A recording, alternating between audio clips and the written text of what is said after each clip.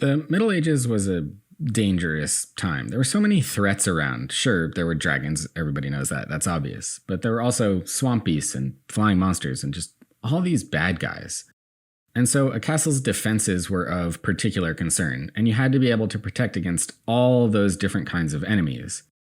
And so that's what we're going to talk about today, how you use antibodies and switch them up to deal with all the various different types of pathogens that come your way. And when I said switching things up, I really did mean that. Your body makes 5 different classes of antibodies, D, A, M, G, and E, which we like to remember with the simple mnemonic damage. Do some damage will help you remember those 5 classes. And so we're going to talk about each of those in this lesson. Let's start with this M-shaped gate, which obviously represents IgM, or the mother of all antibodies. Okay, it's not really the mother of all antibodies, but it is the first antibody produced by activated naive B cells, and it's really big. It's also key in getting out there and fighting early on in an infectious process. It's right there at the gate, ready from the get-go. And IgM is a little special because it has a unique shape, and we've symbolized that with these falling snowflakes. They represent the snowflakey pentameric or hexameric shape of secreted IgM. That said, IgM can also be seen as a monomer when it's working as a B cell receptor. As I said, IgM is also the first antibody produced. It's early to the infection, and so we'll have the sun rising here in the background to remind you that IgM is part of the early response to infection. Now, I alluded to this already, but IgM can either be secreted or attached to the cell surface. And so we've got this catapult here mounted on the wall to remind you that IgM can be attached to the cell surface. You'll see that pentameric arrow there to remind you of IgM. And then we've got another mobile catapult leaving through the castle gate to remind you that IgM can also be secreted into the blood and lymph. IgM can also activate the complement cascade through the classical pathway, which is also called the antibody-dependent pathway. Our symbol for the complement system is high-fiving, people giving each other a compliment, and so we've included it here to represent that ability. And to be fair, a few subclasses of IgG can also do this, but IgM is really the queen of efficient complement activation. And since we're talking about IgG and we're done with IgM, let's turn our attention to the bloody moat, or at least this moat that represents the blood. Floating in this moat are some very serious looking, let's call them gamma globulins. They're here to remind you that IgG, which is also called gamma globulin, is the most abundant antibody in the blood. And just to be technically correct, I should point out that while many people refer to IgG as gamma globulins, technically that includes all antibody classes. But the take-home point here is that in the serum, IgG is the boss, just like grandma. We've also put a baby in the boat, unaware of any danger, peacefully protected by the gamma grandmas. The baby is there to remind you that IgG can pass from parent to fetus via the placenta, which is super helpful as a baby can't produce its own IgG until a few months after birth. Thanks, Mom.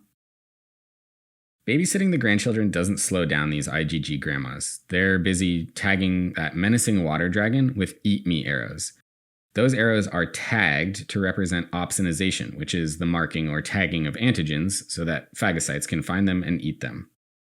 And check out this assassin character who might look familiar. That's our symbol for the natural killer cell. The assassin symbolizes antibody-dependent cellular cytotoxicity. That's a process in which IgG binds to both an antigen and an effector cell, which is often a natural killer cell, allowing the effector cell to kill the infected cell. So now that we've handled that beast, let's leave the moat and venture into this disgusting-looking swamp. That's always a good idea. It's all gross and slimy in here because we've arrived in IgA territory. Do you see how the swamp has that pink mucosal border around it? That's there to symbolize the mucosal immunity that IgA provides. IgA is secreted into all your favorite tracts: GI, respiratory, genitourinary, and it's found in saliva, tears, and milk. In fact, it's the most plentiful antibody in the whole body. Now, if you're thinking, wait, didn't I just say IgG was the most plentiful antibody? Nope, if you were paying attention, I said IgG is the most plentiful antibody in the blood. IgA is top overall. You might say IgA takes the top grade.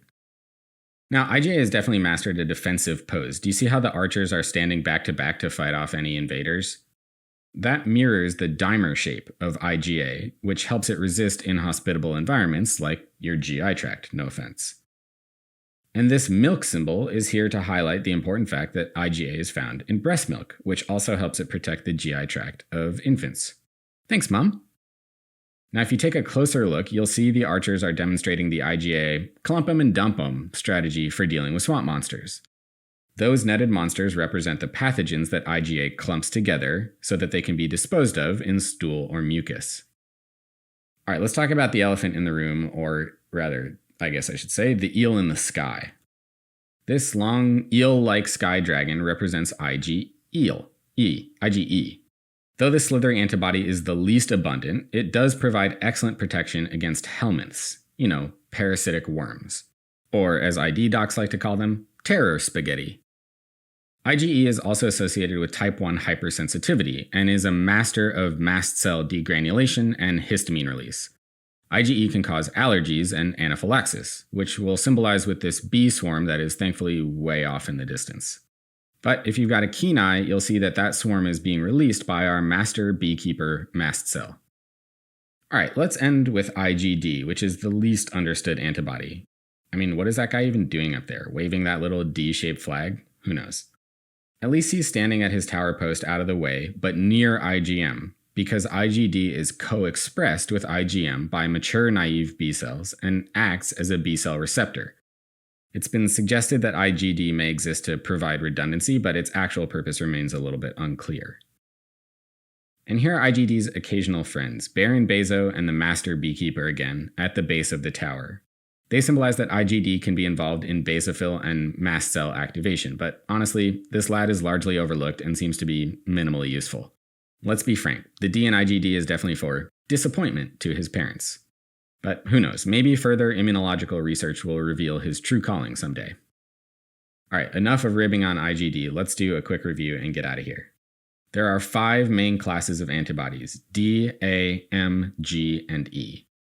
IgM is the first antibody produced by activated naive B cells and is key in response to early infection. IgM can take the form of a pentamer or hexamer and can be attached to the cell surface or secreted into the blood.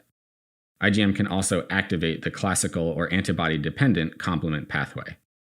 IgG is secreted by plasma cells and is the most abundant antibody in the blood. It can pass from parent to fetus via the placenta and tags antigens so phagocytes can eat them, a process called opsonization. IgG is capable of antibody-dependent cellular cytotoxicity, in which it binds to both antigen and effector cell, allowing the effector cell to kill the infected cell. IgA, on the other hand, is responsible for mucosal immunity.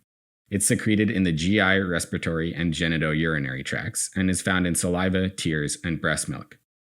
IgA is dimer-shaped, which helps it resist those inhospitable environments, and it clumps pathogens so they can be disposed of in stool or mucus.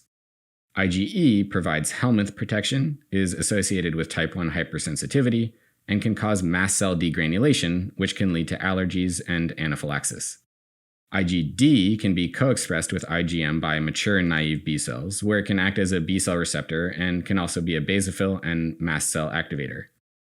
Aw man, I think we really hurt IgD's feelings. Listen, IgD, I see you, buddy.